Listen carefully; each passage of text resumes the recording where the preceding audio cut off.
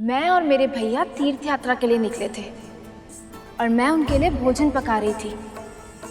तभी अचानक मुझे तीव्र प्यास लगी।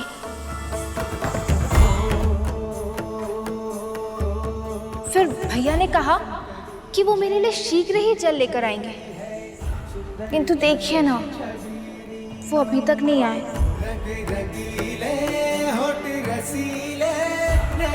देखिए ना, पता नहीं कहाँ रह गए। मुझे तो बहुत घबराहट हो रही है।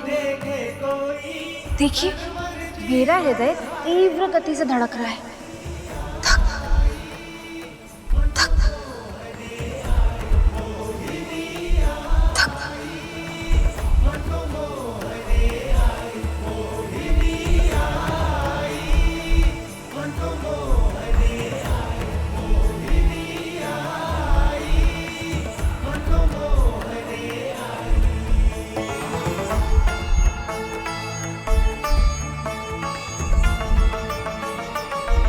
देवी मोहिनी के मनमोहक स्वरूप को देखकर असुरों को मोहित तो होना ही था,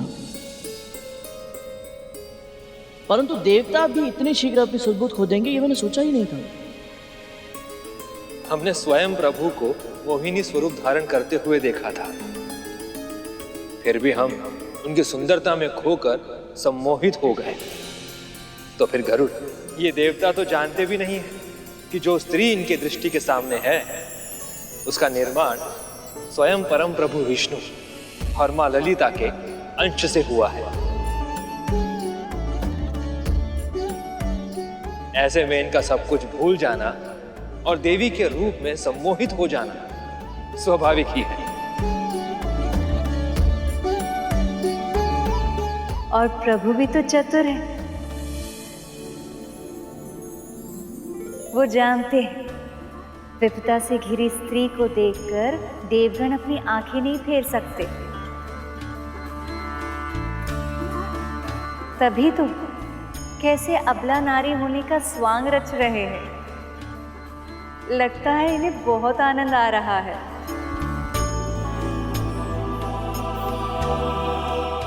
आप चिंता मत करो देवी, हम देवता आपकी सहायता अवश्य करेंगे। हम ढूंढ कर लाएंगे तुम्हारे भाई को।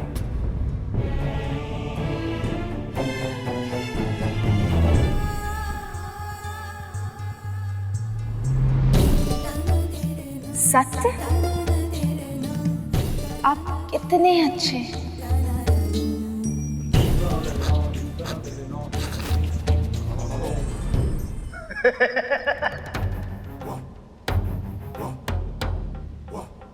ये करेंगे सहायता आपकी, जो स्वयं सहायता की भिक्षा मांगते फिरते हैं।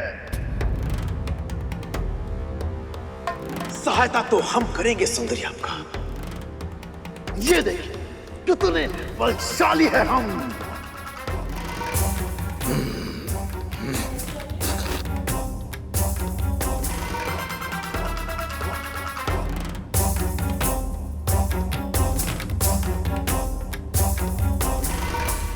ये पुरुष कब समझेंगे कि स्त्री के मन को तन की शक्ति से नहीं जीता जा सकता।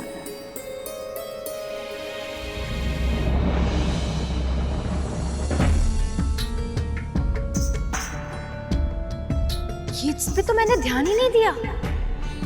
आप सभी कितने बलशाली हैं।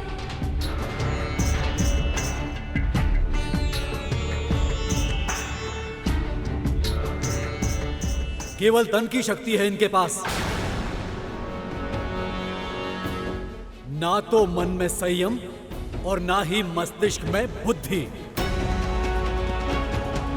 हमने इन्हें एक बार नहीं अनेकों बार अपनी चतुराई से पराजित किया है। आप सत्य कह रहे हैं देवराज?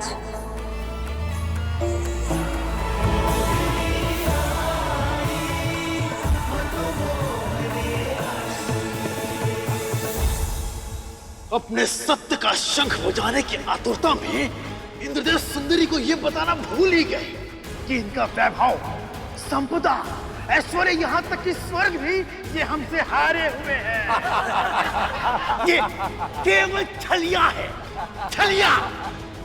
छल छल तो तुमने किया था हमारे साथ।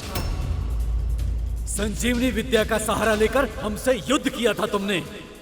यदि आदर्श योद्धा होते तो। सुंदरी के सामने आते ही आदर्शों की बात करने लगे देवराज इंद्र।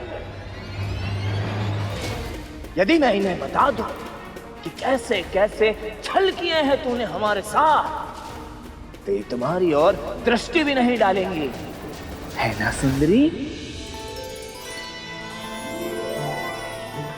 ये सब तो अमृत को छोड़कर देवी मोहिनी के लिए लड़ने लग गए।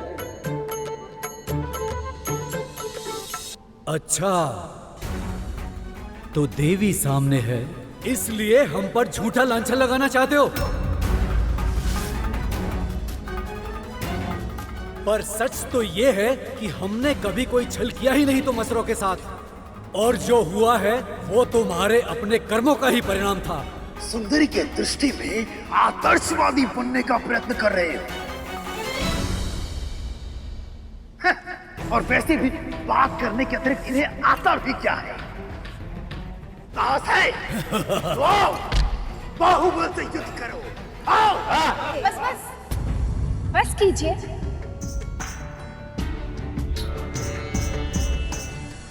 आप सभी यदि आपस में युद्ध करेंगे तो मुझे और अधिक भय लगेगा और फिर मुझे यहाँ से जाना होगा।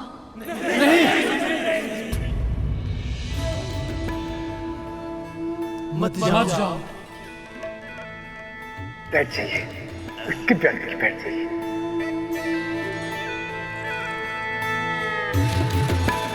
ठीक है, मैं नहीं जाती, तो वचन दीजिए कि आप सब आपस में नहीं लड़ेंगे।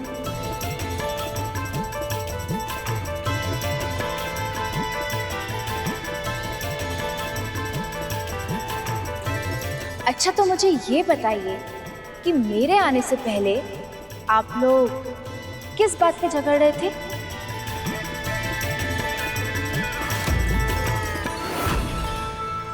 ये अमृत कलश है देवी,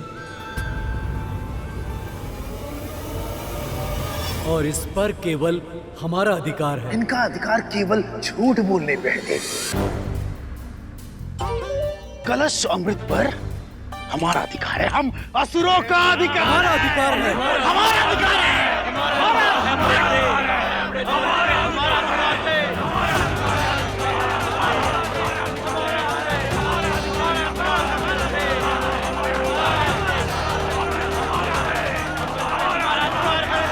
हमारा अधिकार है। हमारा अधिकार है। अरे अरे, आप लोग तो फिर से लड़ने लग गए।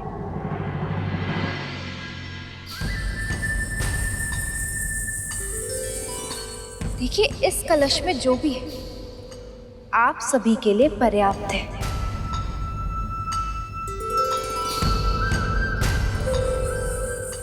तो फिर आप सभी इसे बांट क्यों नहीं लेते? यदि इस कलश में सच में अमृत है तो आप दोनों पक्ष हमेशा के लिए अमर हो जाएंगे।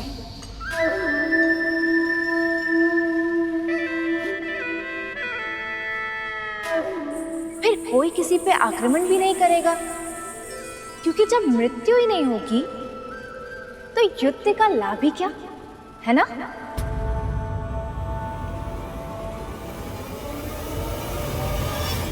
हाँ, ये तो हमने सोचा ही नहीं था। सचमुच ये तो बहुत ही उत्तम सुझाव है देवी। उचित सुझाव है देवी।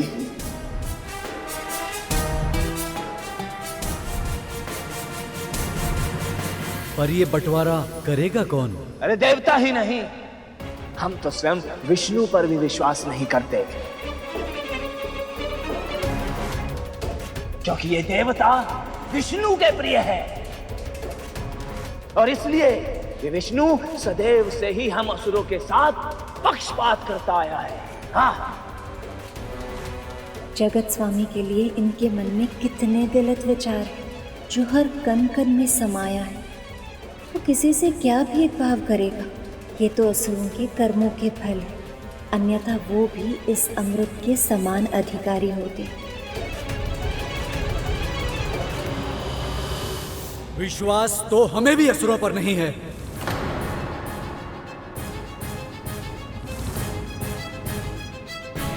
परंतु दोनों ही पक्ष एक दूसरे पर तनिक भी विश्वास नहीं करते, तो फिर ऐसे में अमृत का बंटवारा कैसे होगा माँ? यदि आप सभी को मुझ पर विश्वास है तो इस अमृत का बंटवारा मैं आप लोगों के लिए कर सकती हूँ, और बदले में आप सभी मुझे मेरे भाई से मिलवा दीजिए।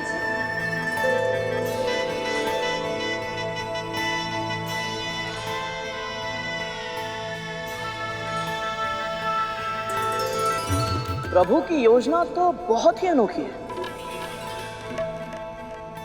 परंतु क्या किसी बाधा या संदेह की ये योजना सफल हो पाएगी? प्रभु की लीला बस प्रभु ही जाने। गरुड़, अब देखते जाओ उनका सर्वोपरि न्याय। आपने बताया नहीं, कहिए ना, कर दूं अमृत का बंटवारा? अवश्य देवी, अवश्य।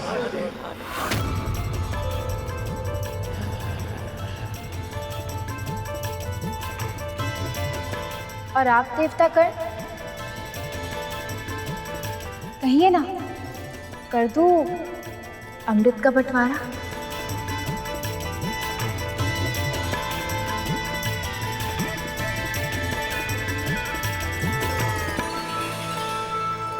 आप पर तो हमें पूरा विश्वास है देवी, पर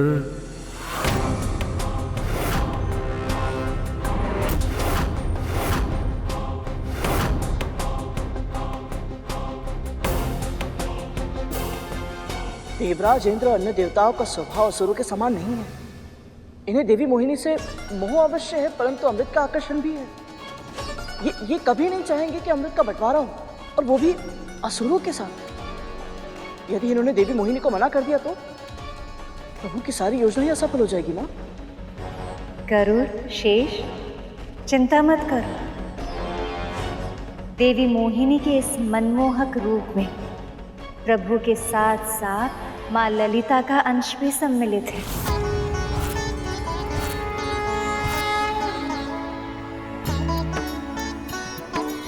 इसलिए वो सफल ना हो, ऐसा तो हो ही नहीं सकता।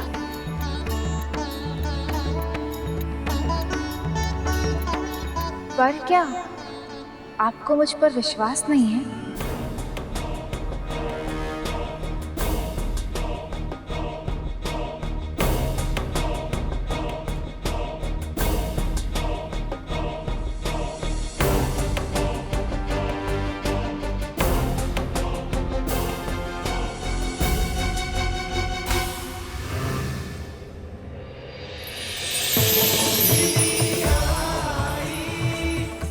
देखिए, मेरी आंखों में देखिए, क्या आपको किसी छल की छाया दिखाई दे रही है?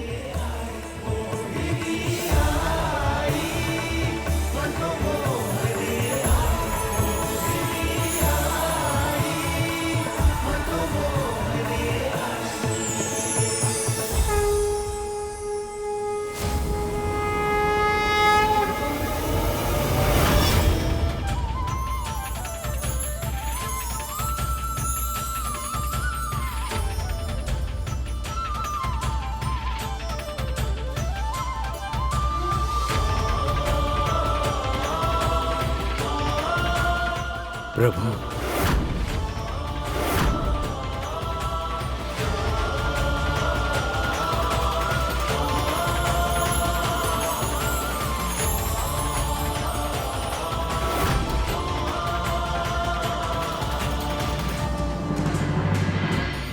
ये देवराज और मोहिनी एक दूसरे को ऐसे क्यों देख रहे हैं, जैसे दोनों के मध्य इशारों में कोई बात हो रही हो।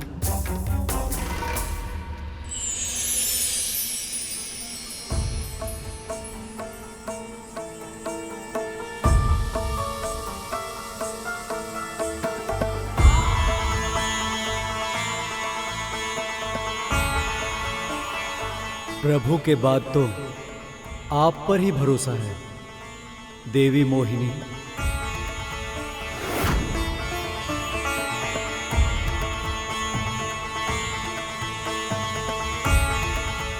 अभी क्षण भर पहले तो इंद्र के मन में संकोच था, पर अब अचानक इतना उत्साह कैसे आ गया? तो चलिए देवताओं से आरंभ करते हैं। परंतु सुंदरी, ये अमृत कलश पहले हमें मिला था, इसलिए अमृत भी पहले हमें ही मिलना चाहिए।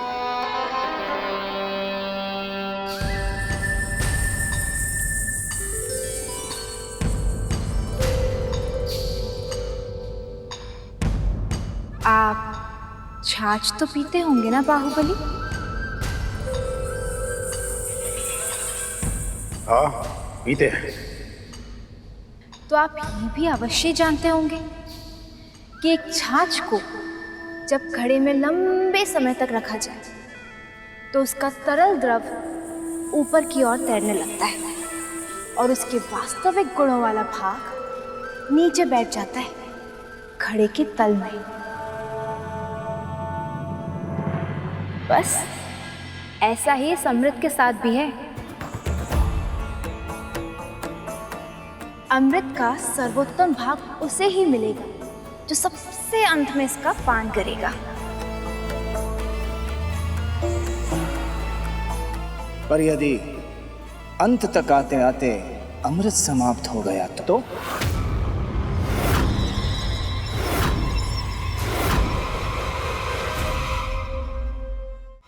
नहीं सुंदरी, अमृत का वितरण तो हम असुरों से ही आरंभ करना होगा आपको।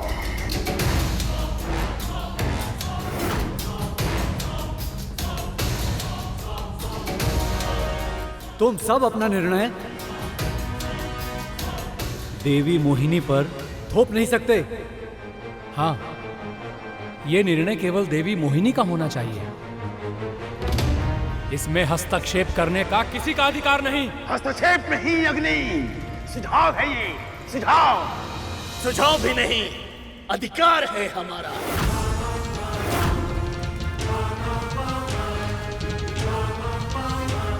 मुझे तो लगा था कि असुर पूरी तरह से सम्मोहित हो चुके हैं, परंतु ये तो अपनी आशंकाओं के जाल में स्वयं ही उलझ रहे हैं, साथ ही साथ प्रभु को भी उलझा रहे हैं। माँ, ऐसे में देवी मोहिनी के लिए देवताओं को अमृत बांटना सरल नहीं होगा। और ये राहु, ये तो सबसे बड़ा धूर्त है। ऐसे में प्रभु क्या करेंगे माँ? असुर जिस असुरी शक्ति पर गर्व करते हैं उसका सबसे बड़ा तत्व क्रोध है।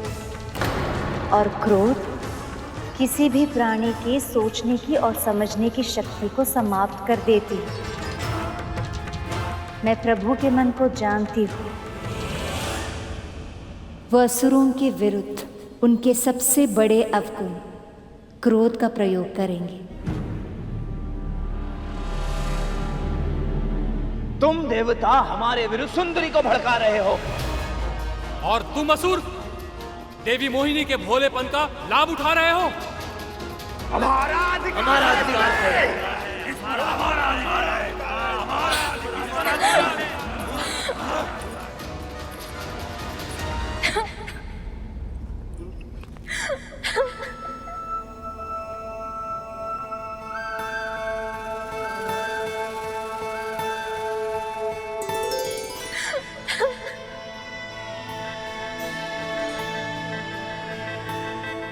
देवी, सब ठीक तो है ना? आप ऐसे अचानक? एक तो पहले से ही मेरे भैया खो गए, ऊपर से आप लोग आपस में लड़ाई करके मुझे और भयभीत कर रहे हैं।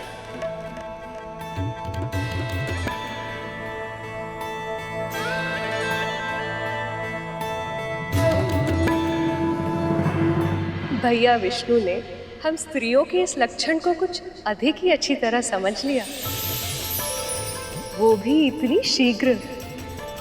ये तो आपके लिए समस्या हो गई सखी। अब रोना, रूठना, मनाना और भी कठिन हो जाएगा।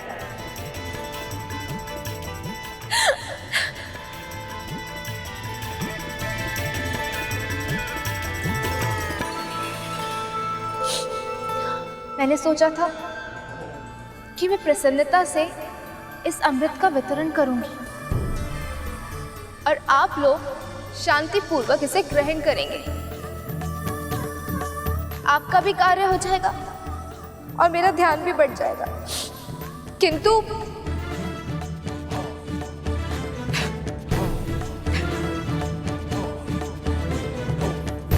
हम लज्जित हैं देवी, हमें क्षमा कर दीजिए। हाँ देवी, हम वचन देते हैं अब हम अमृत के बंटवारे के लिए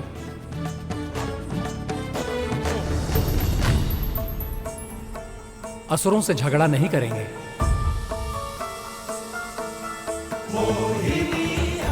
सुंदरी, अब जो चाहेंगी, जैसा चाहेंगी वैसा ही होगा। अब उदास होकर हमारे हृदय को पीड़ा मत पहुंचाइए। पीड़ा तो आपने मेरे हृदय को पहुंचाई है।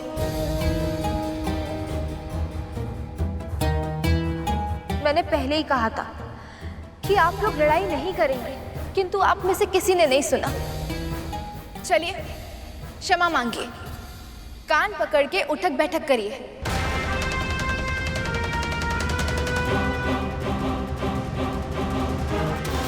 अन्यथा मैं यहां से चली जाऊंगी।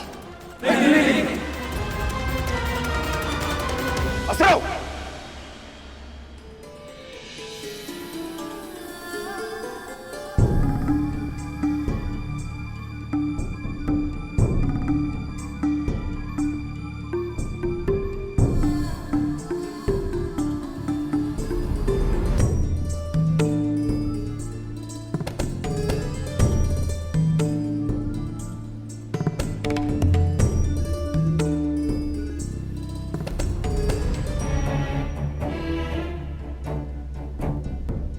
आप भी कीजिए।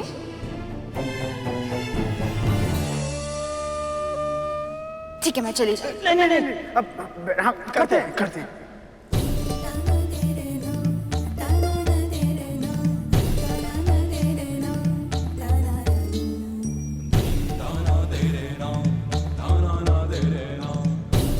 प्रभु ने सही कहा था कि मदिरा के अतिरिक्त एकमात्र स्त्री के नयन ही जो असुरों से तो क्या देवताओं से भी कुछ भी करा सकते हैं।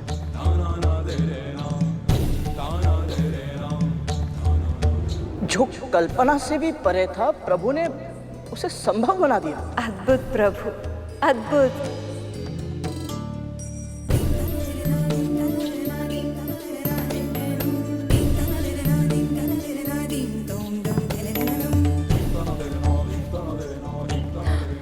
बस इतना दंड पर्याप्त है। तो चलिए एक खेल खेलते हैं। आप सभी असुर एक पंक्ति में आ जाइए और आप देवता दूसरी पंक्ति में। मैं आप सभी से एक एक करके प्रश्न पूछूंगी। जो उसका सही सही उत्तर देगा उसको सबसे पहले अमृत मिल जाएगा। कहिए, स्वीकार है? स्वीकार है देवी।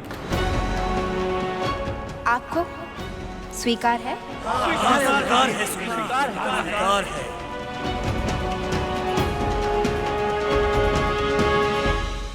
वाह भैया विष्णु, क्या योजना बनाई है आपने। अब तो चाहकर भी असुर ये नहीं कह पाएंगे कि उनके साथ पक्षपात किया जा रहा है। मैं तो ये जानने के लिए उत्साहित हूँ सखी कि कैसी होंगी प्रभु की पहेलियां।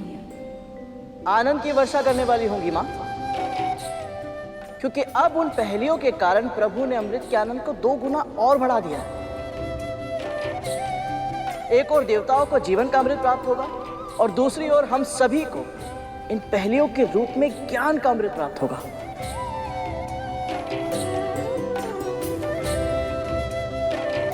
सीखने की अद्भुत ललत है तुम में गरुड़।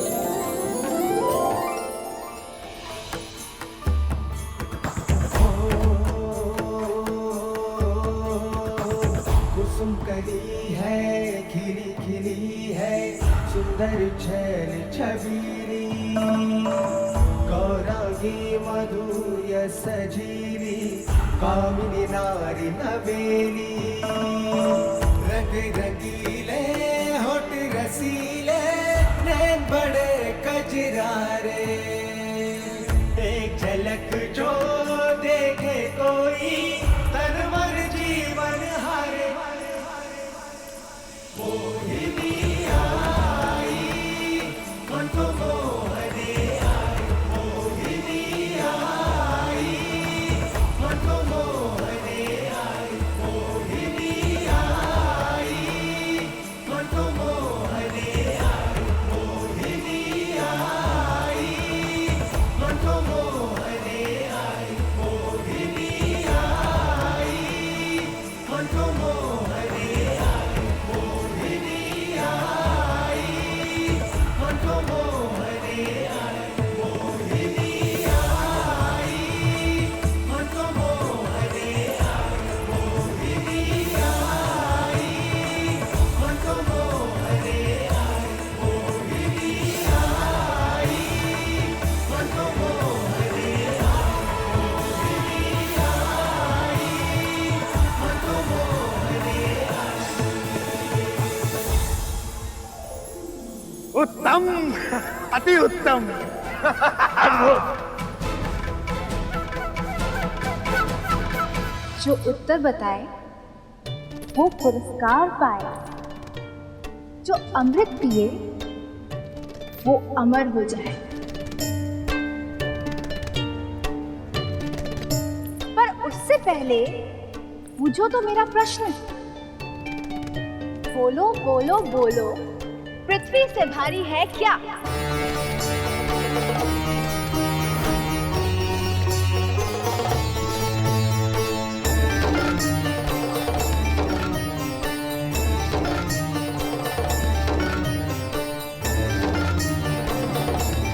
माँ का गौरव।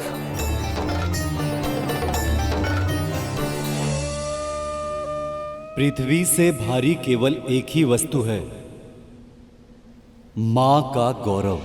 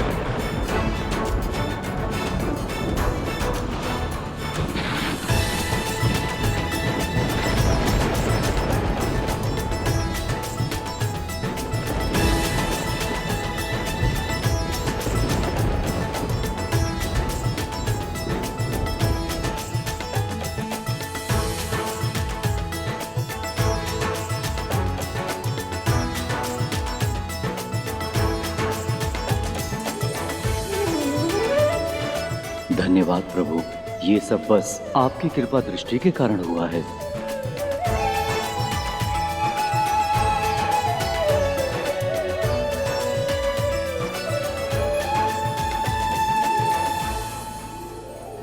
सबसे ऊंचा है आकाश, पर बोलो आकाश से ऊंचा क्या?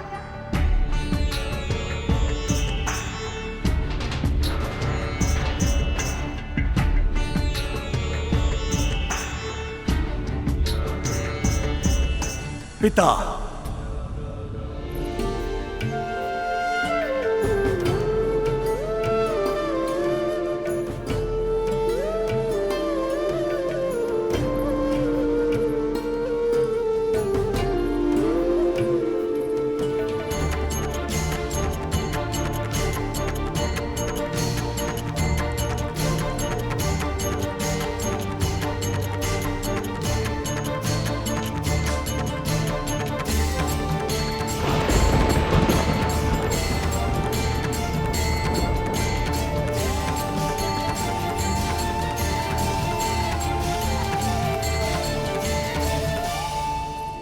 सबसे अधिक गति है वायु की, तो बोलो वायु से भी अधिक तीव्र गति से चलता क्या?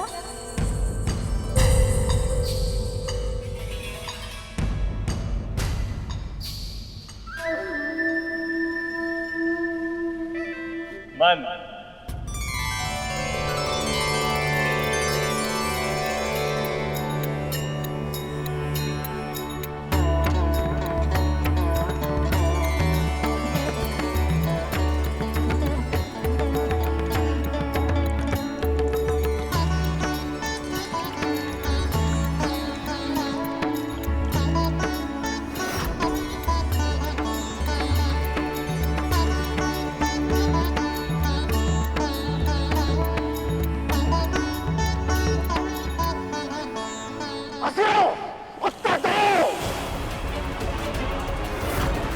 यह संभव है कि देवता सारा अमृत पान कर लेगी। हम असुरों को कुछ करना होगा। तीनों लोकों में गिन सके ना कोई जिनको ऐसे असंख्य तिनके, तो बोलो तिनको से अधिक क्या?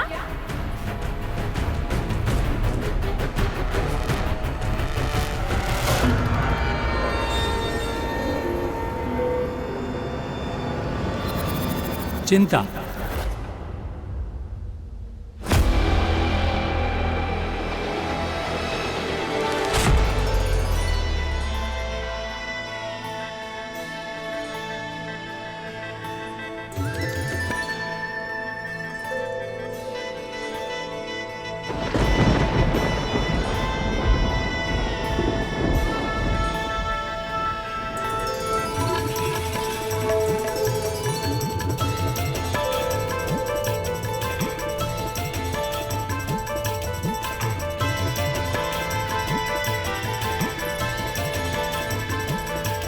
जीवन के लिए सबसे प्रमुख है धर्म,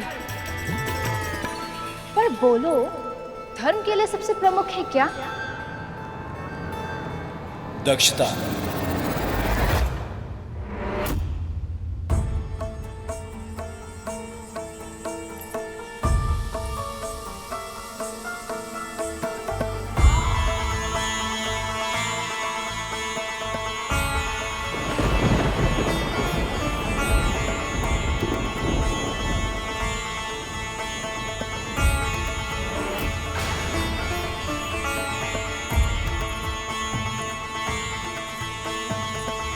व्यक्ति को सबसे प्रमुख है यश, पर यश के लिए आवश्यकता क्या? दान।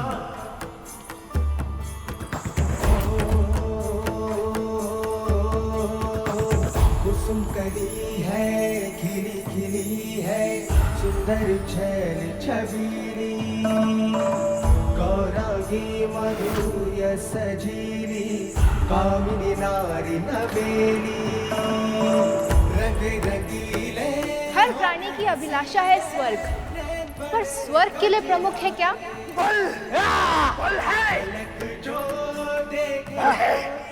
सत्य।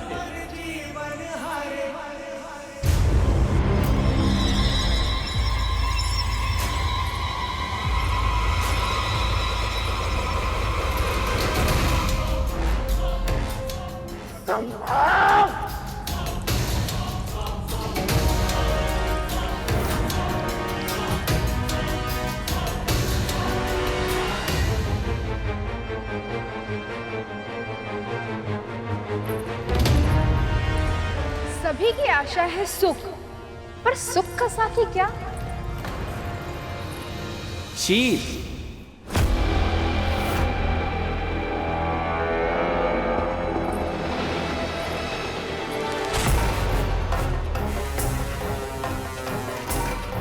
एक के बाद एक सभी देवता अमृत पाते जा रहे हैं, पर असुरों में से किसी को भी अभी तक अमृत के दर्शन तक नहीं हुए। ऐसे तो यह देवता सारा अमृत समाप्त कर देंगे। नहीं नहीं, मुझे शीघ्र ही कुछ करना होगा। परम सुंदरी दिव्यांगी रूपसी नारी, चंचला दिव्य अप्सरा मुस्कुराती, दिव्य अप्सरा मुस्कुराती रूपसी नारी। अब कोई मुझे पहचान नहीं पाएगा। इस देवता के स्वरूप में मैं अमृत प्राप्त कर लूंगा।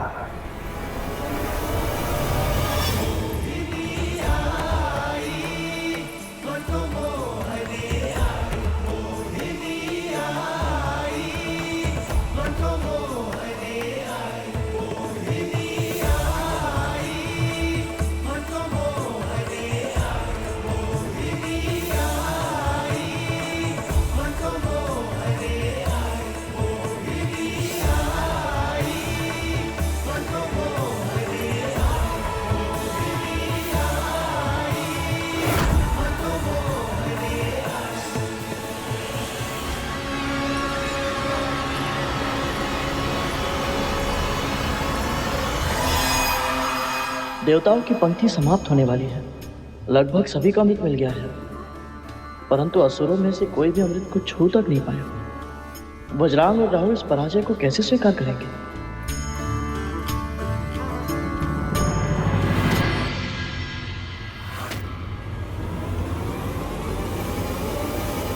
राहु कहाँ है?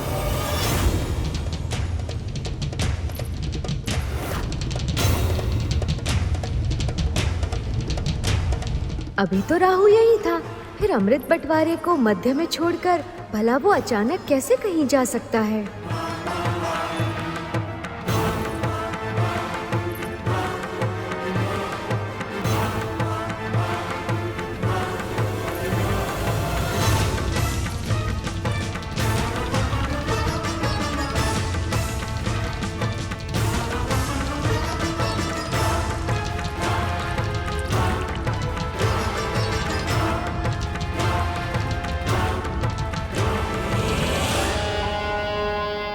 जब कोई देवता प्रश्न का सही उत्तर देगा तो मैं अवसर देखकर अमृत पान कर लूंगा।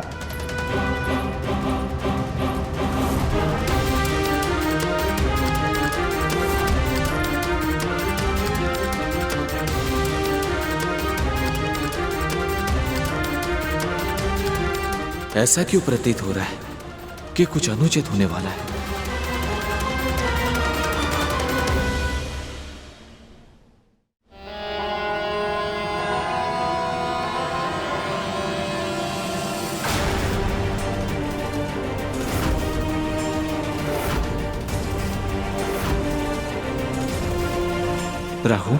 राहु क्यों नहीं है यहाँ?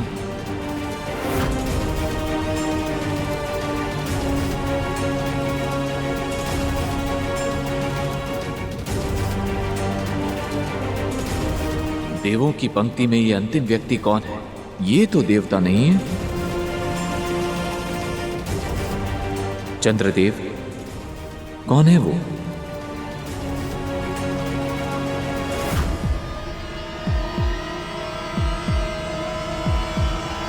रुक जाइए देवी मोहिनी।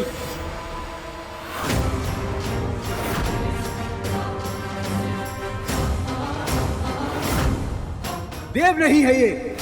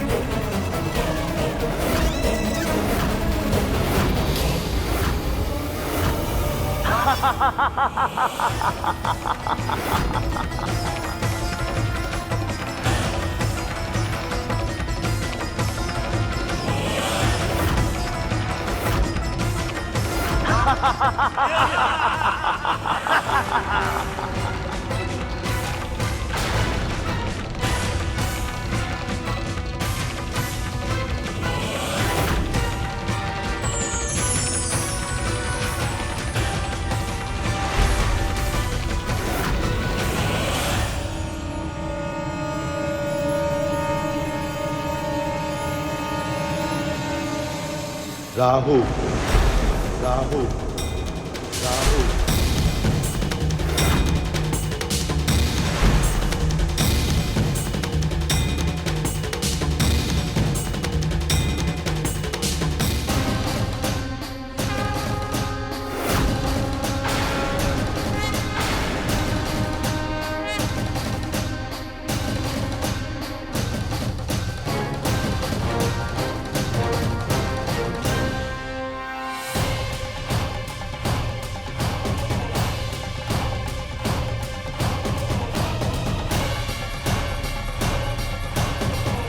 पुनः छल हुआ हमारे साथ। इसका अर्थ देवी मोहिनी विष्णु है।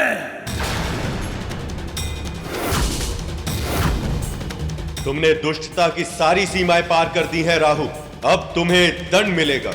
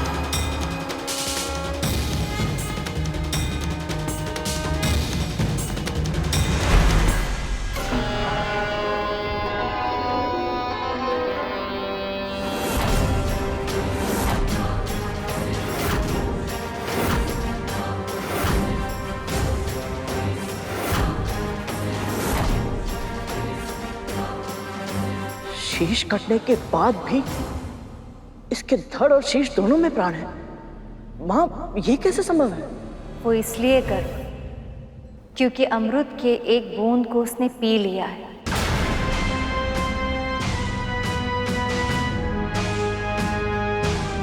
अब इसकी मृत्यु कभी नहीं होगी, पर स्वयं प्रभु के सुदर्शन चक्र ने इसे 2 भागों में विभाजित किया है। इसलिए अब पूरी सृष्टि में कोई भी कभी भी इसे जोड़ नहीं पाएगा। अब ये सदैव 2 भागों में विभाजित रहेगा। जिस प्रकार तूने स्वयं को 2 भागों में बांटकर मेरे साथ छल किया है, यदि फिर किसी के साथ ऐसा छल किया तो तू सदैव के लिए 2 भागों में बट जाएगा और फिर तेरे दोनों भाग कभी एक साथ नहीं हो पाएंगे। ये मेरा श्राप है। इसे चेतावनी दी थी मैंने। यदि इसने धर्म के पथ को चुन लिया होता तो आज ये स्थिति नहीं आती। मुझे तो प्रभु के क्रोध से भय लग रहा है।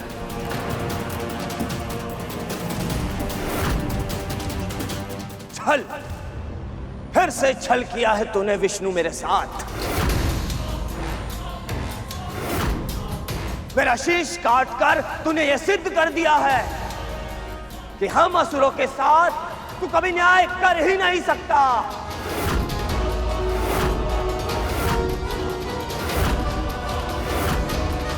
मूर्ख, कोई छल नहीं किया है मैंने, वही किया है जो तुम असुर सदैव करते आए। उत्तर दो, देवताओं को कैसे पराजित किया था तुमने? शारीरिक बल से, युद्ध क्षमता से, या फिर छल से? गुरु शुक्राचार्य की तपस्या की शक्ति से, संजीवनी विद्या की सहायता से, क्या वो युद्ध धर्म था? क्या वो किसी योद्धा के लिए आदर्श व्यवहार था? फिर स्वर्ग पर अधिकार पाकर भी तुम्हें संतोष नहीं मिला। पराजित देवताओं को सताने का हर संभव प्रयास करते रहे तुम।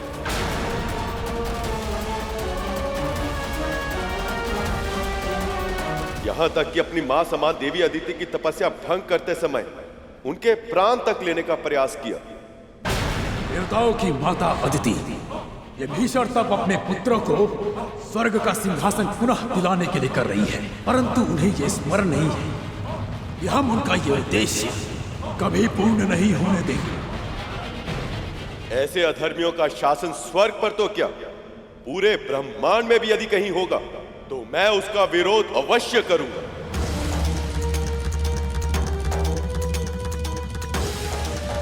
संधि के नियमों के अनुसार देवताओं और असुरों को दोनों को एक साथ मिलकर क्षीर सागर का मंथन करना था, किंतु जब देवता मेरे विवाह में व्यस्त थे तब असुरों ने संधि के नियमों को तोड़कर अमृत को चुराने का षड्यंत्र रचा। इससे पहले कि देवताओं की दृष्टि उस अमृत पर पड़े, हम उसे चुरा लें। रक्षा कीजिए महाराज, रक्षा कीजिए। धनवंतरी के साथ छल करके कलश छीन लिए और अपनी बारी आने की प्रतीक्षा करने के स्थान पर देवताओं के वेश में आकर अमृत को पाना चाहा।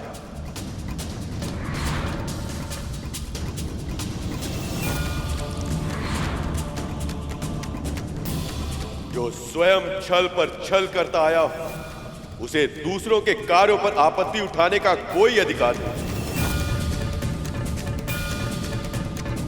अमृत का मर्म जाने बिना ही तुम सब अमर होना चाहते हो, पर केवल तन के जीवित रहने को अमरता नहीं कहते।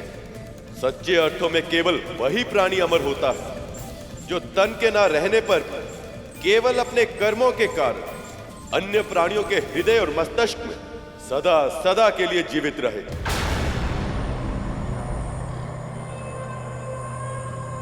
तुम्हें लगता है कि मैं देवताओं का पक्ष लेता हूं, पर जड़ बुद्धि, मैं देवताओं का नहीं, देववत का पक्ष लेता हूं। जानते हो क्या है देववत? धर्म और सत्य के मार्ग पर चलना,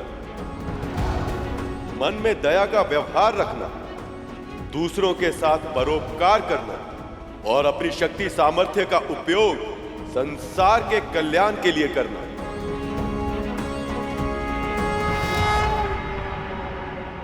यदि तुम सबने ये किया होता तो मैं आज तुम्हारा पक्ष भी अवश्य लेता, पर अब तुम्हारा मुख राहु और धड़ केतु बनकर अनंत काल तक विचरण करता रहेगा।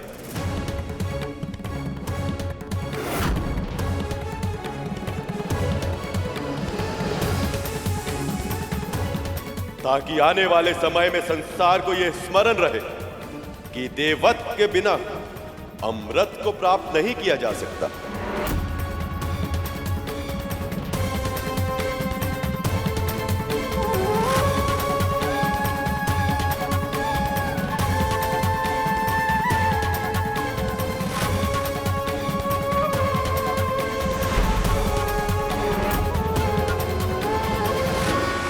संभालिए देवराज,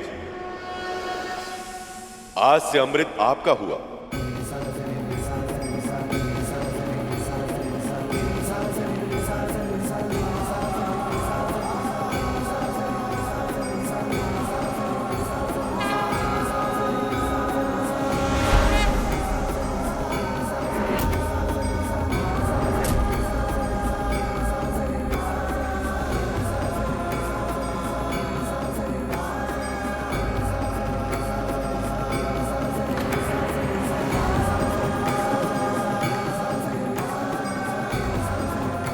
हे नारायण, आपने मेरे पुत्रों को अपना आशीर्वाद दिया, उनकी रक्षा की और उन्हें सामर्थ्यवान भी बना दिया, उन्हें अमर बना दिया आपने। आपका बहुत बहुत आभार प्रभु।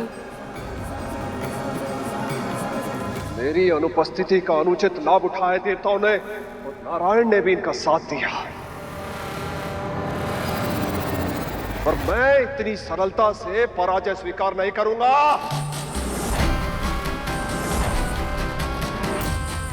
मैं अपना भाग्य बदलने जा रहा हूं मां। अमृत को प्राप्त करके रहूंगा मैं किसी भी मूल्य पर।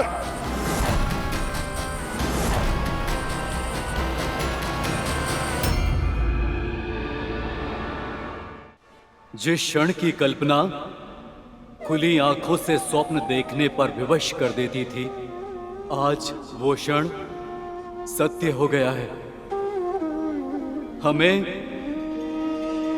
हमें अमृत मिल गया है और ये सब केवल आपके कारण संभव हुआ है प्रभु।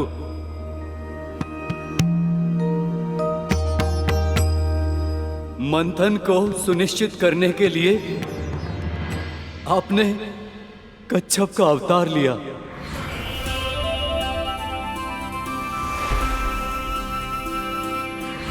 धर्म की रक्षा करने के लिए देवी मोहिनी का अवतार लिया।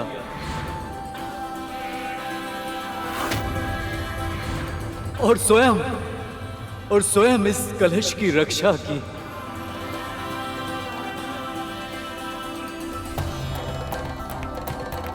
और हमें अमृत का पान कराया।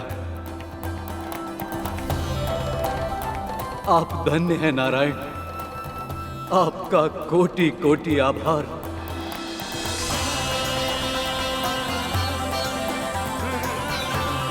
और अब मैं देवराज इंद्र अपने सभी देवताओं की ओर से आपको वचन देता हूं कि हम अपना दायित्व पूरी निष्ठा के साथ निभाएंगे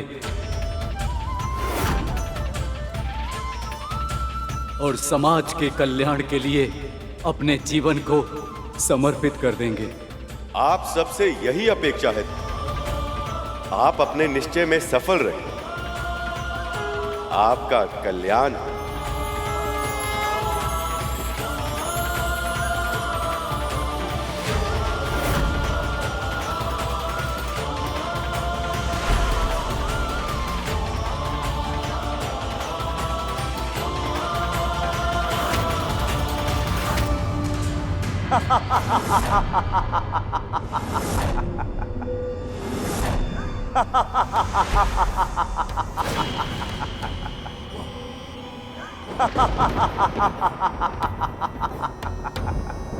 तुम्हें क्या लगा तुम विजयी हो गए हो?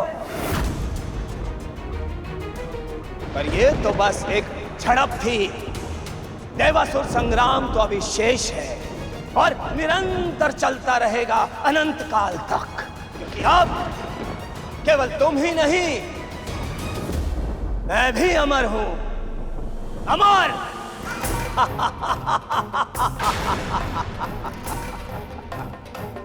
अब मैं तुम सबको सदैव ही भयभीत करता रहूंगा।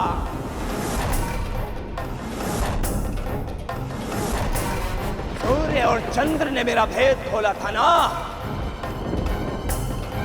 अब मैं उन दोनों के चारों ओर चक्कर लगाता रहूंगा और जैसे ही मुझे अवसर मिलेगा मैं उन्हें निगल जाऊंगा।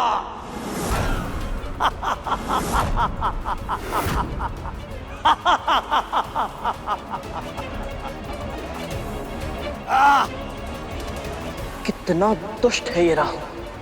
स्वयं परम पिता श्री नारायण से दंड मिला, फिर भी अपने कर्मों को सुधारने का विचार तक नहीं आया इसके मन में।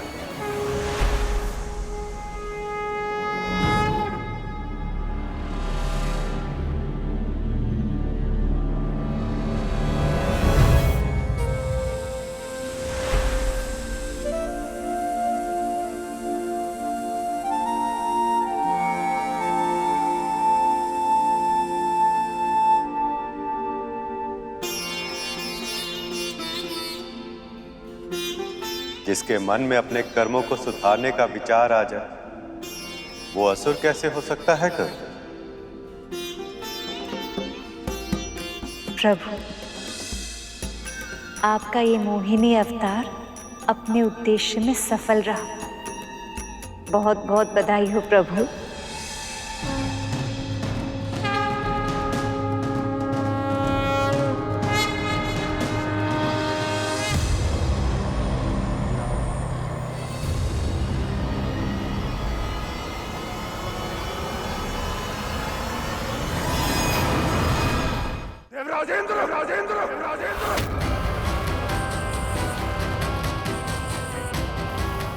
अनुपस्थिति में अमृत को पाकर स्वयं को चतुर समझ रहे हो? साहस है तो मुझसे युद्ध करो।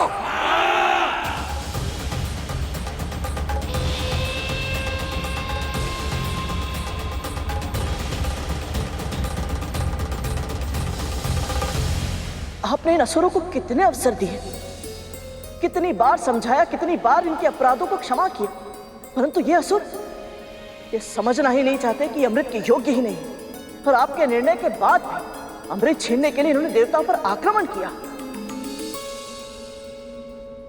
प्रभु मुझे आज्ञा दीजिए, मैं इस युद्ध में भाग लेकर अमृत की रक्षा करना चाहता हूं, और आपके निर्णय के अपमान का परिणाम इन असुरों को भोगना ही होगा। आज्ञा दीजिए प्रभु।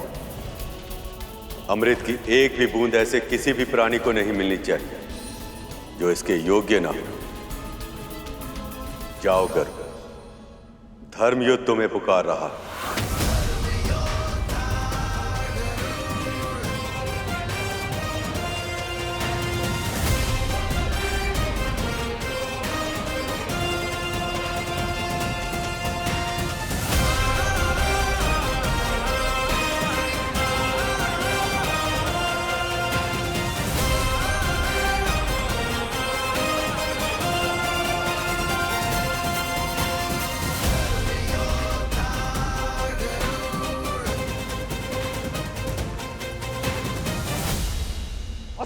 तन से रक्त की अंतिम बूंद तक क्यों न बह जाए, हमें ये चक्रव्यूह तोड़ना ही होगा। अमृत को किसी भी मूल्य पर पाने का प्रयास करो। आसुरी शक्ति की, आसुरी शक्ति की। प्राणों की परवाह नहीं है देवताओं, अब हम अमृत पी चुके हैं। अब इसकी रक्षा करना हमारा कर्तव्य है, चाहे जो हो जाए। ये सुरक्षा कवच टूटना नहीं चाहिए। आक्रमण!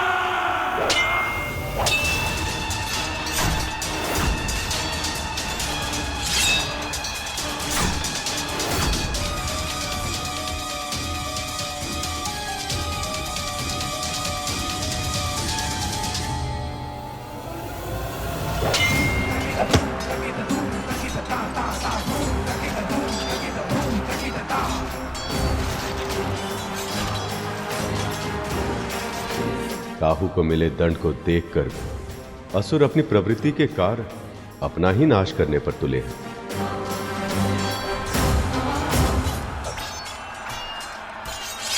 जयंत, मेरे पुत्र।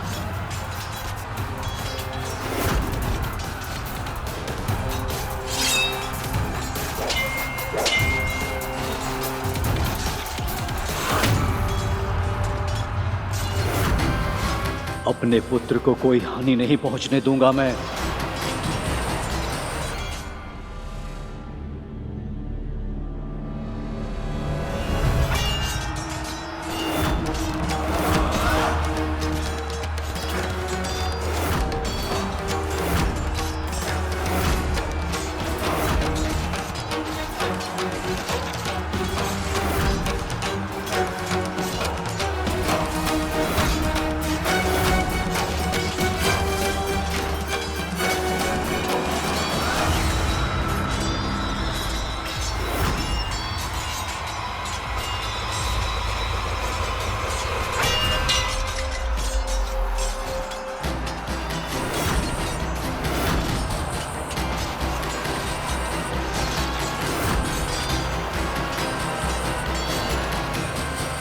इंद्रपुत्र जयंत अभी भी बालक है प्रभु।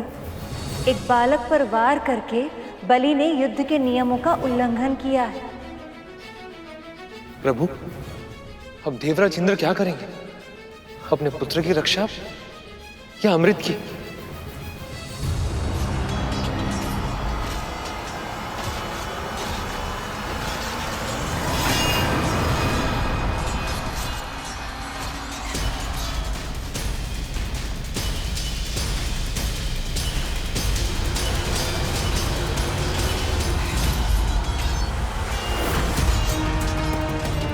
अमृत को इंद्र के साथ से छुड़ाना होगा।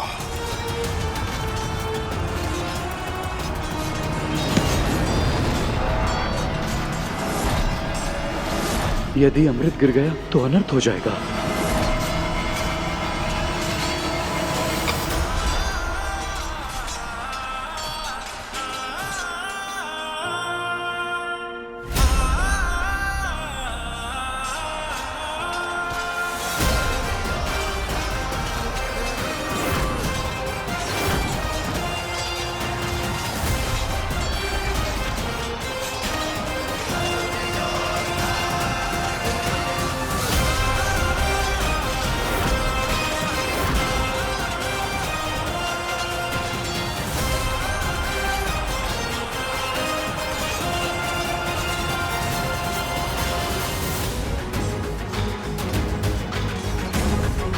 ये ले जैन, अमृत और अपनी रक्षा करो।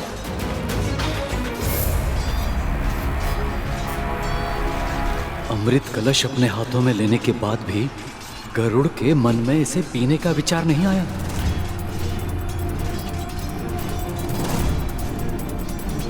जाओ यहां से शीघ्र।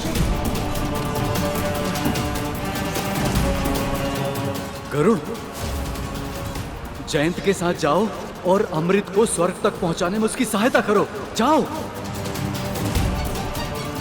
देवराज, आप सच में चाहते हैं कि मैं अमृत लेकर जयंत के साथ जाऊं? हाँ गरुड़, जयंत अभी छोटा है और उसे तुम्हारी सहायता की आवश्यकता होगी और मुझे तुम पर पूरा विश्वास है।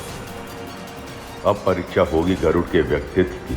क्या इस विश्वास का सम्मान कर पाएगा या अमृत के लालच में अमृत का पान कर लेगा?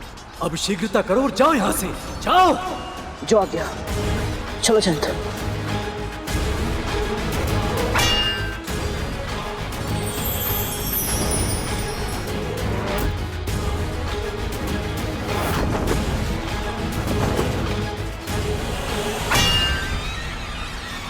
पीछा करो।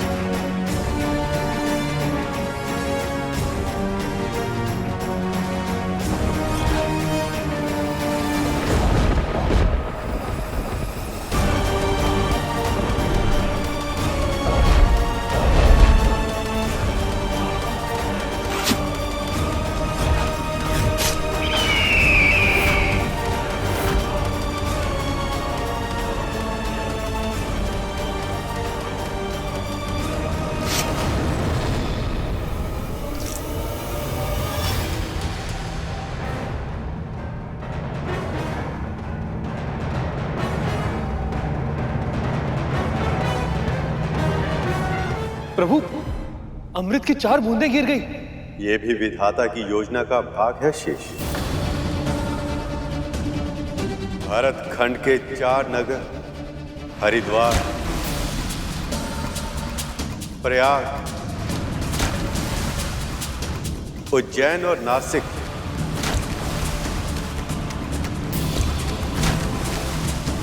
ये वो 4 स्थान होंगे जहां हर 12 वर्षों में महाकुंभ और 3 वर्षों में कुंभ का आयोजन होगा। उस समय जो व्यक्ति भी इन स्थानों पर नदी में स्नान करेगा उसे अमृत प्राप्त होने के समान फल मिलेगा।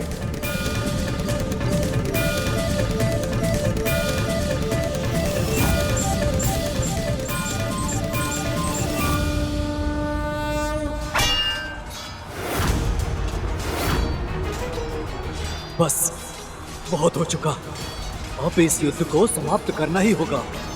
वज्र का प्रयोग अब करना ही होगा मुझे।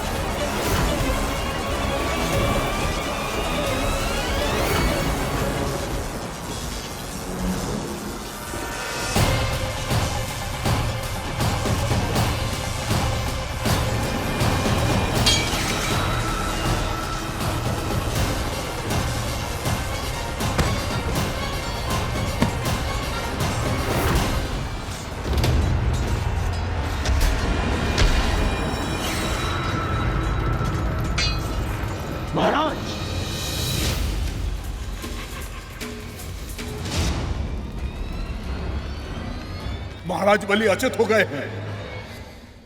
विजय श्री हमारी हुई। देवराज इंद्र की, देवराज इंद्र की, देवराज इंद्र की, देवराज इंद्र की।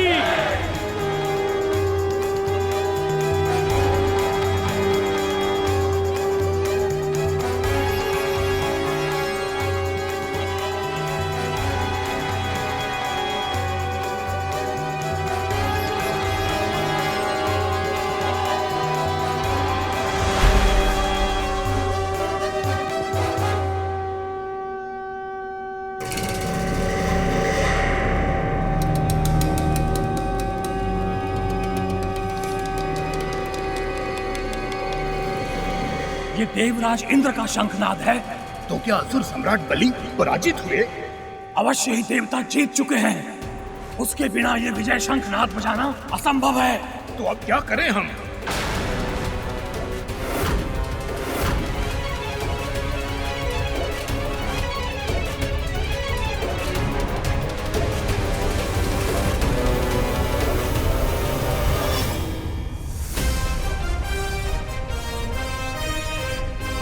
ये तो वही पक्षी है जिसने सेनापति वज्रांग की पूरी सेना को हरा दिया था और मंदराचल पर्वत को अकेले ही उठा लिया था। हे महादेव, हम इनका सामना कुछ असुरों के साथ कैसे कर पाएंगे? भागो, अपने प्राण बचाओ।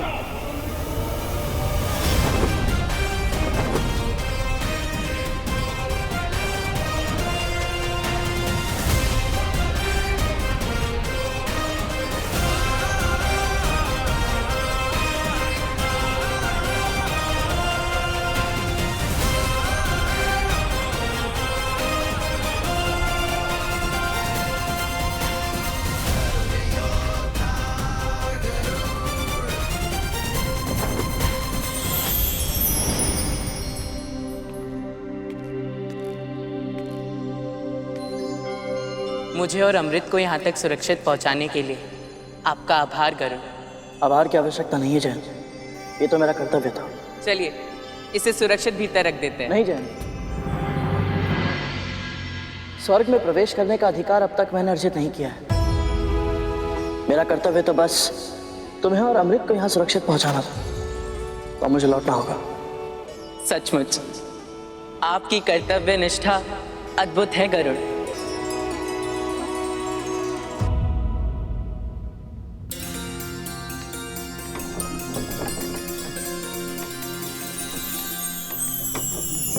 प्रभु विष्णु की कृपा से स्वर्ग पर देवताओं का आधिपत्य पुनः स्थापित हो गया।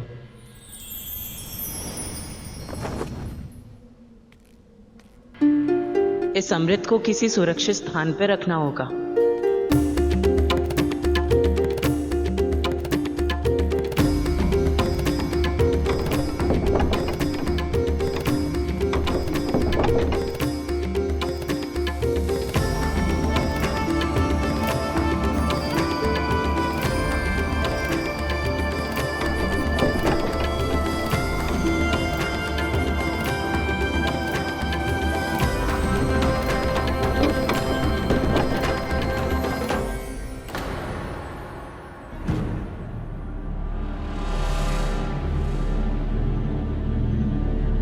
मैं देवराज इंद्र का पुत्र जयंत हूँ। अमृत को सुरक्षित रखने आया हूँ। कृपया मुझे अंदर प्रवेश करने की अनुमति दें।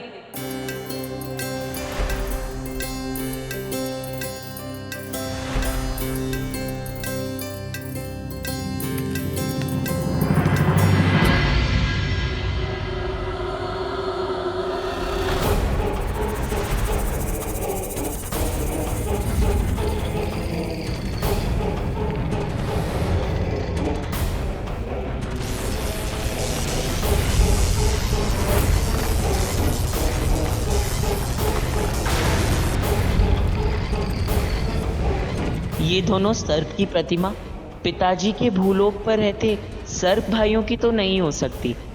अवश्य इन्हें स्वर्लोक की सुरक्षा के लिए बनाया गया है।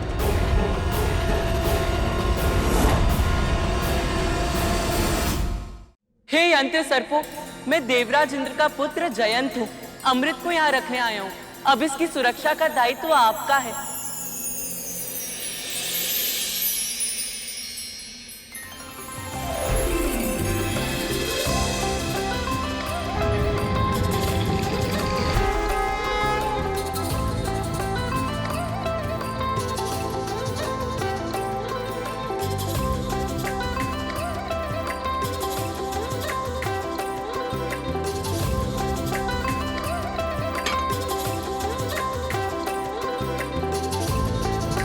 अब अमृत सुरक्षित हुआ।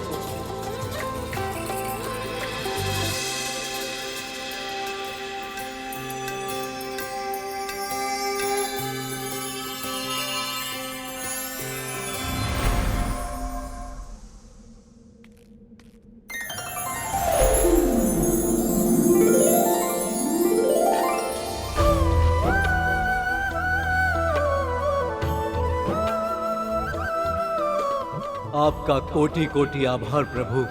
श्रीहीन, भाग्यहीन, परम दुख की अवस्था में हम देवता व्याकुल थे और ऐसी स्थिति में आपने हमारी पुकार सुनी। हम पे कृपा करके क्षीर सागर के मंथन जैसे असंभव कार्य को संपन्न किया। हम तो बस माध्यम थे प्रभु। ये विजय तो आपकी ही है। विनाश के मुहाने पर खड़े इस संसार को नया जीवन दिया है आपने। अनंत प्राणियों की रक्षा की है। आपकी जय हो प्रभु। आपकी सदा ही जय हो।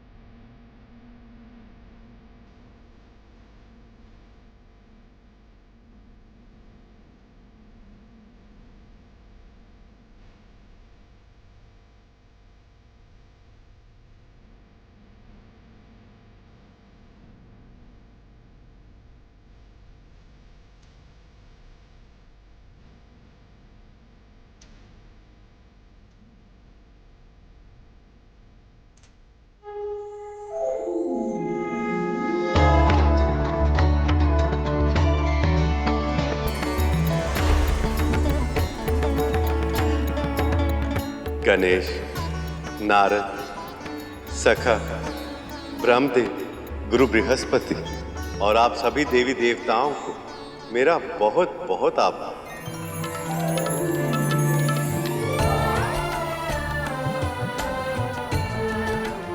आप सबकी सहायता से समुद्र मंथन सफल हो पाया।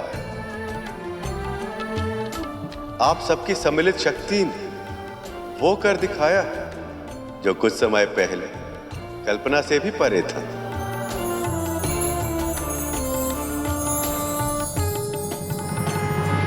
सत्य कहा था माँ ने। ये सब किसी स्वप्न जैसा ही तो है।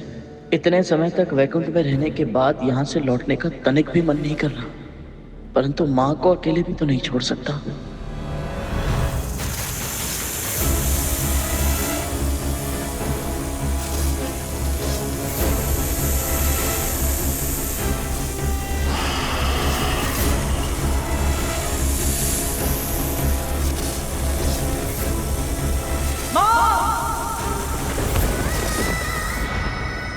वहां माँ को कितना कुछ सहना पड़ता है, कितना श्रम करना पड़ता है।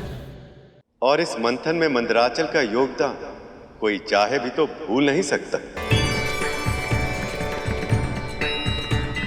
अब आप अपने मूल स्थान पर लौट जाएं। मैं आपको यह आशीर्वाद देता हूं कि आपकी सतह पर सदैव दुर्लभ से दुर्लभ जड़ी बूटियां और औषधीय पौधे उगते रहेंगे, जो अनंत काल तक मानव जाति की सेवा करेंगे और उसके कारण कोई भी पृथ्वीवासी आपको कभी भूल नहीं पाएगा। अनंत काल तक यश और सम्मान के पात्र होंगे आप।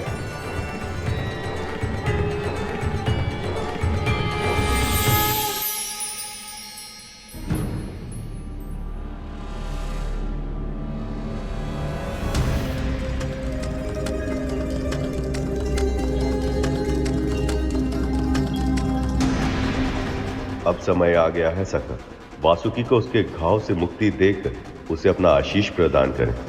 अवश्य सखा।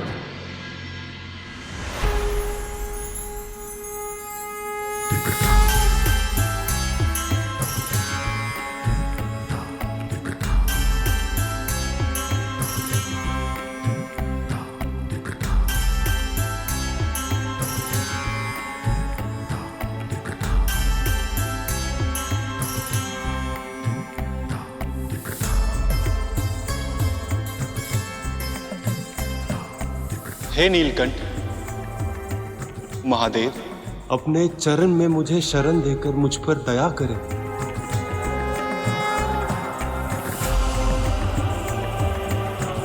उठो वासुकी, उठो।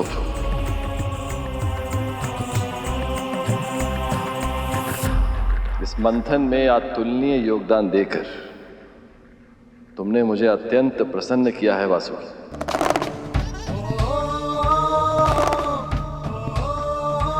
अब से तुम्हारा स्थान मेरे चरणों में नहीं, ऊपर है, बहुत ऊपर। प्रभु,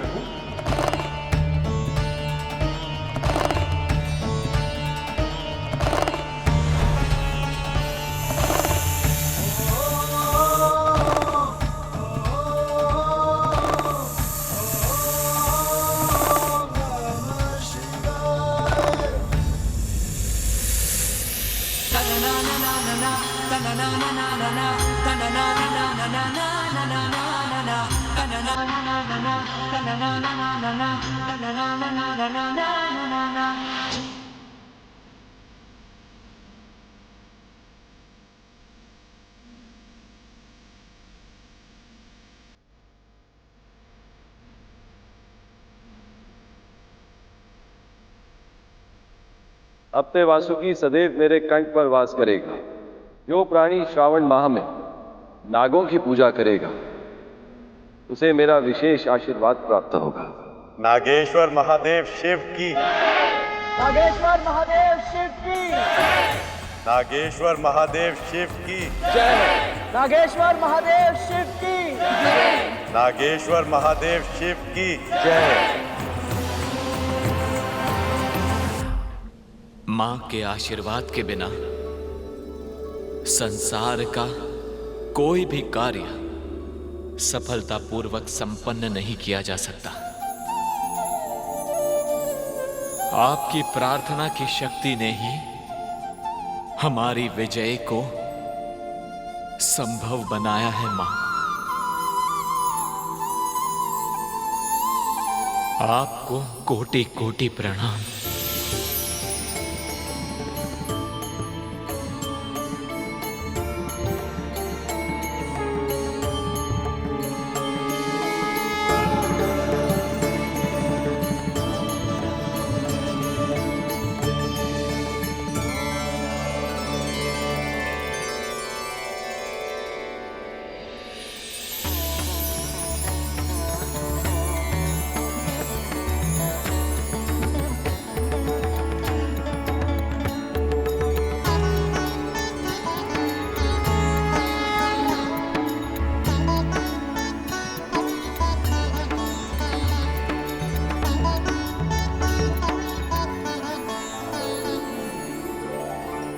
देवराज, स्वर्ग का सिंहासन आपकी प्रतीक्षा कर रहा है। राजकार्य का भार संभालकर संसार को सूचित कीजिए कि असुरों का अत्याचार अब समाप्त हो गया।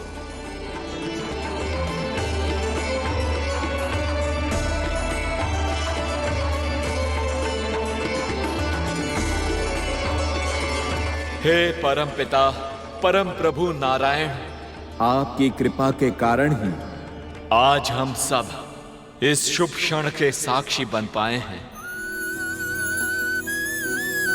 मैं देवराज इंद्र सभी देवताओं की ओर से आपको वचन देता हूं कि हम अपनी शक्ति का उपयोग सदा सर्वदा धर्म की रक्षा करने के लिए ही करेंगे।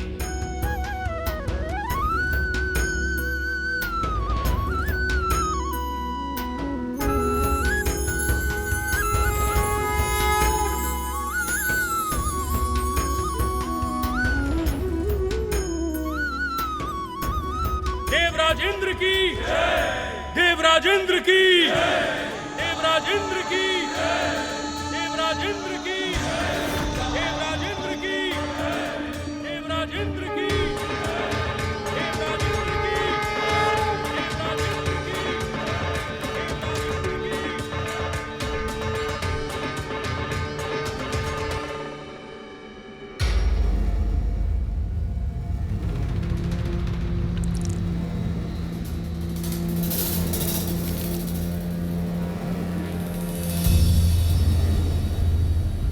बलि,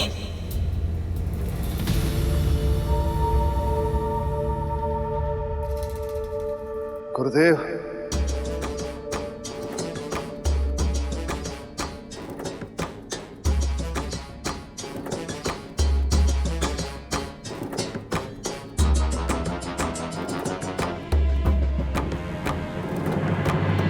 मैं तो आपसे क्षमा मांगने के योग्य भी नहीं रहा गुरुदेव।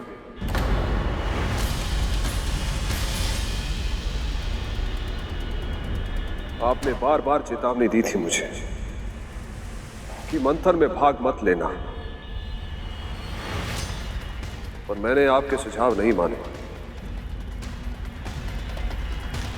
और अब देवताओं की श्री लौट आई, उन्हें उनकी शक्ति वापस मिल गई है, और इस सबसे बढ़कर उन्हें मिल गया है अमृत।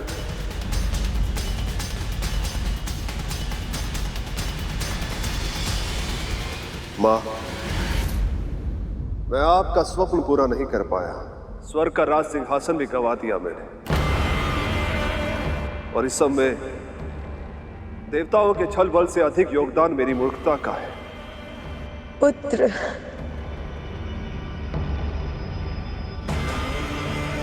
मुझे क्षमा कर दीजिए गुरुदेव, क्षमा कर दीजिए मुझे। पराजय और प्रयास एक ही सिक्के के दो पहलू हैं महाराज। जिस व्यक्ति के अंदर प्रयास जीवित है, उसके लिए कोई भी पराजय अंतिम नहीं। यदि आप अब भी मेरी बातों को ध्यान से सुनें, मेरे सुझावों का पालन करें और मन, कर्म, वचन से अपने लक्ष्य के प्रति पूर्ण समर्पण रखें, तो मैं विजय श्री को फिर से आपका वरण करने के लिए विवश कर सकता हूं।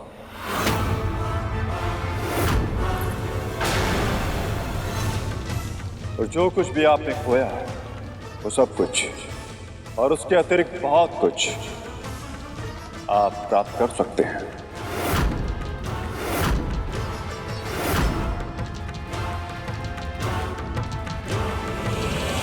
मैंने जो भूल की है उसे मैं फिर नहीं दोहराऊंगा गुरुदेव।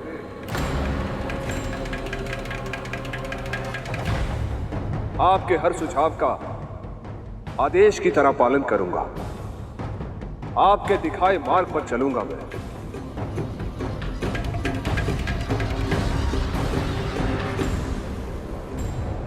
असुरों को उनका अधिकार दिलवा कर रहूंगा मैं। महाराज बलि की, महाराज बलि की, महाराज बलि की, महाराज बलि की।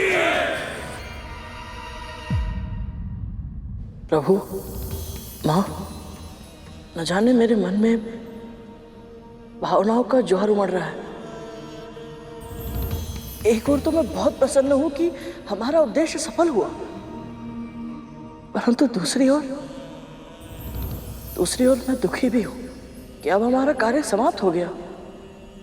प्रभु, मां सदैव कहती थी कि जिसका मन एक बार प्रभु विष्णु की भक्ति में रम जाए फिर और कहीं नहीं लगता।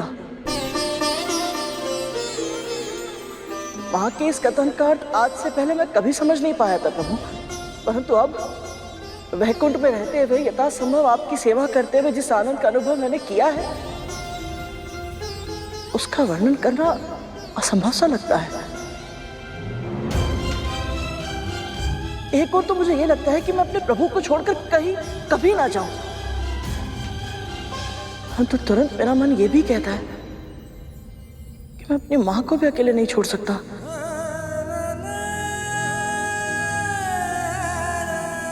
और विशेष रूप से तब जब बड़ी मां के कारण प्रतिदिन प्रतिक्षण वो यातना और अपमान का जीवन जीने के लिए विवश है। भावनाओं का ज्वार केवल तुम्हारी नहीं, मेरे मन में भी उठ रहा है गुरु। जानती हूं तुम्हें अपनी मां के पास जाना आवश्यक है, किंतु तुम्हें यहां से भेजने का मेरा तनिक भी मन नहीं है।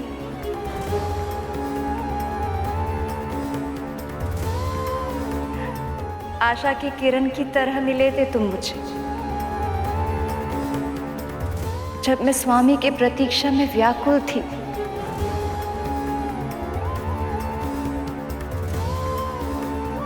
तब मेरी आशा को सत्य में बदलने में तुमने तनिक भी कमी नहीं की थी।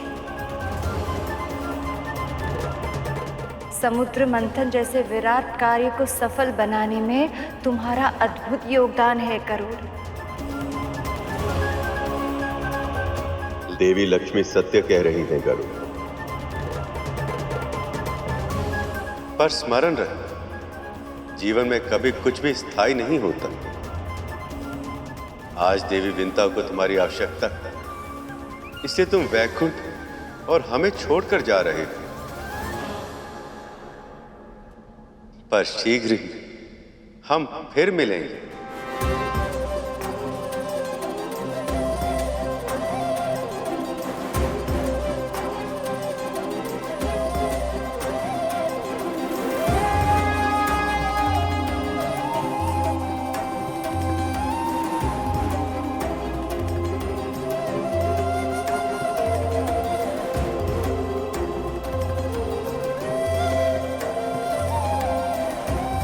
माँ को मेरा प्रणाम कहना।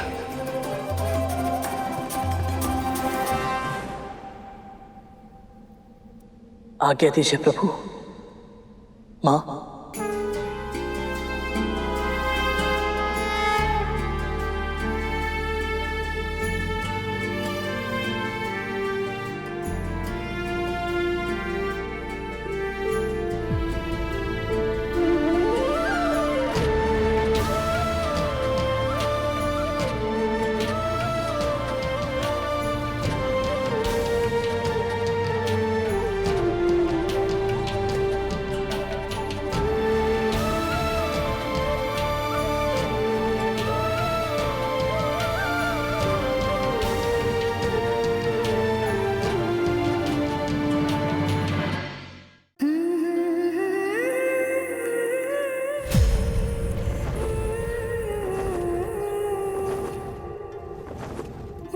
गरुड़,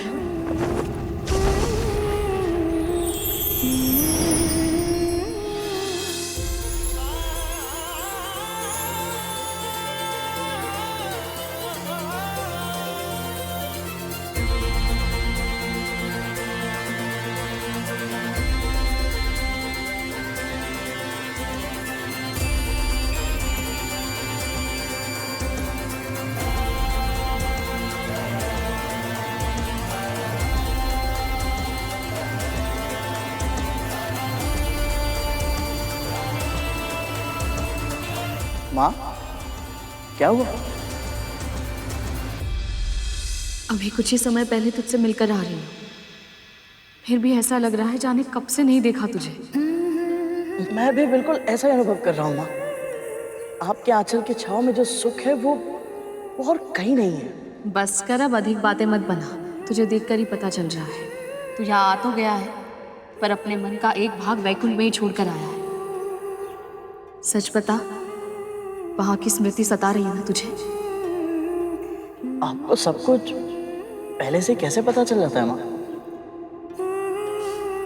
केवल मुझे ही नहीं, इस संसार की हर माँ को अपनी संतान की मन की दशा पहले ही पता चल जाती है।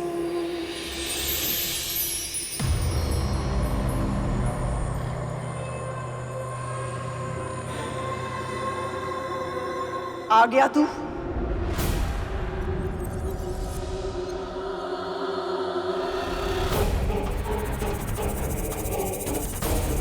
प्रणाम महारानी। कहाँ है?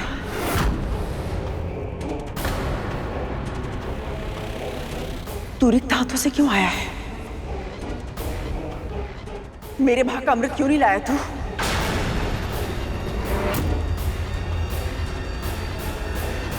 तेरी समक्ष देवताओं ने वचन दिया था ना, यदि वासुकी ने अमृत मंथन में सहायता की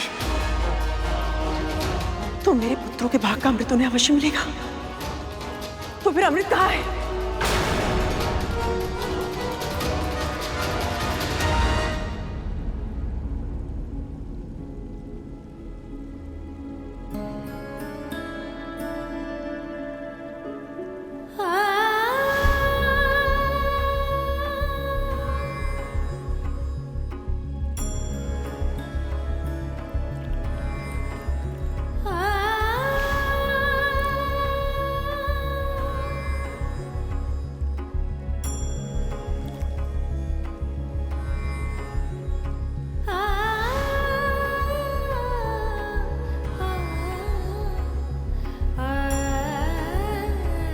आप कमल का फूल खिला रही और आपके मुख पर मुरझाए हुए फूलों से उदासी, ऐसा क्यों देवी? पुत्र के मुख पर दुखों की छाया देखकर मां प्रसन्न कैसे रह सकती है? आप गरुड़ के लिए चिंतित हैं ना देवी? प्रभु, आपने अपने हृदय में स्थान देकर मुझे सब कुछ दिया है, पर यदि मैं आपसे कोई उपहार मांगू तो? आपको प्रसन्न करने के लिए मुझे जो भी करना हो मैं वो अवश्य करूंगा देवी।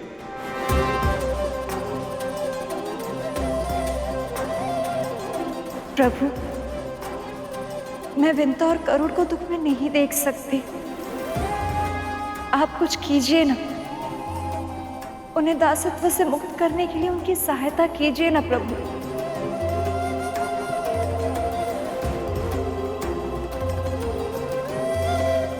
प्रभु, आप मुस्कुरा क्यों रहे हैं? मौन क्यों है? अमृत कहाँ है? महारानी, मैं चाहता तो भी आपके लिए अमृत नहीं ला सकता था, और अमृत आपको नहीं मिल सकता। तेरे कहने का अर्थ क्या है दास? अमृत किसे मिलेगा किसे नहीं, इसका निर्णय केवल और केवल प्रभु विष्णु ही कर सकते हैं। और प्रभु का निर्णय यह है महारानी कि अब से अमृत पर देवताओं का ही अधिकार होगा।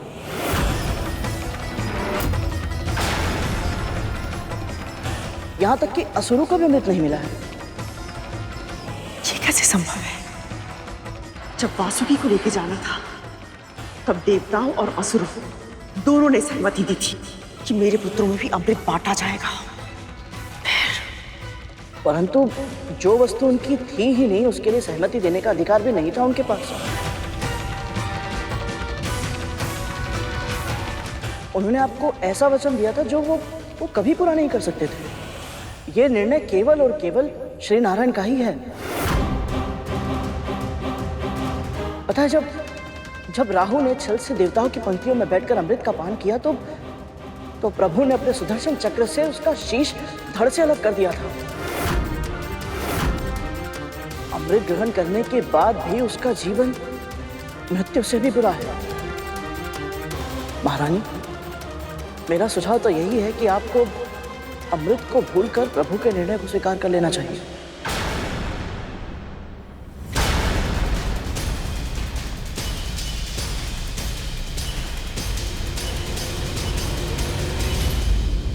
ये तो होना ही है देवी। पर गरुड़ के जीवन का उद्देश्य केवल दास्ता से मुक्ति पाना नहीं, उसके लिए एक बहुत बड़ा लक्ष्य निर्धारित किया है मैंने। कैसा लक्ष्य प्रभु?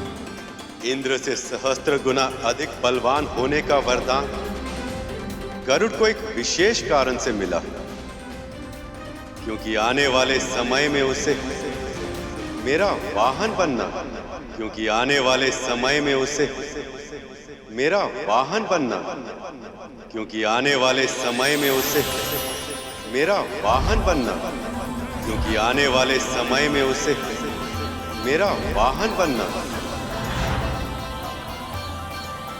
सत्य प्रभु, इससे उत्तम और क्या हो सकता है? गरुड़ तन से बलवान है, मन से सात्विक, वो साहसी है, धैर्यशील है और अपने दायित्वों को वो अच्छे से निभाना जानता है। पर उसका सबसे विशेष गुण उसके संस्कार हैं देवी। अमृत का कलश उसके हाथों में था,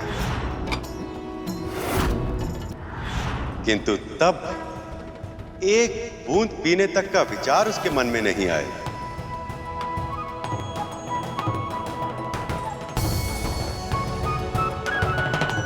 प्रभु, हम किसकी प्रतीक्षा कर रहे हैं? चलिए ना, हम उन दोनों को ये सूचना दे देते हैं। गरुड़ और विंता ये बातें सुनकर कितनी प्रसन्न होंगी। ये इतना सरल नहीं है देवी। आप तो जानती हैं, मैं इस सृष्टि का पालनहार। ये संपूर्ण सृष्टि मेरे उदर में वास करती है और ऐसे में अपनी पीठ पर मेरे भार का वहन करने के केवल शारीरिक शक्ति की ही नहीं, अपितु मानसिक और आध्यात्मिक शक्ति भी चाहिए। उसके लिए गरुड़ का सबसे पहले अपनी कुंडलिनी को जागृत करना होगा और अनेक परीक्षाओं में सफल होना होगा। और उसमें से पहली परीक्षा अमृत के प्रकट होने से ही आरंभ हो गई। बस गरुड़ को उसका आभास नहीं। गरुड़ की नियति है मेरा वाहन बनना, किंतु वो समय कब आएगा इसका निर्णय ये परीक्षा तय करेगी।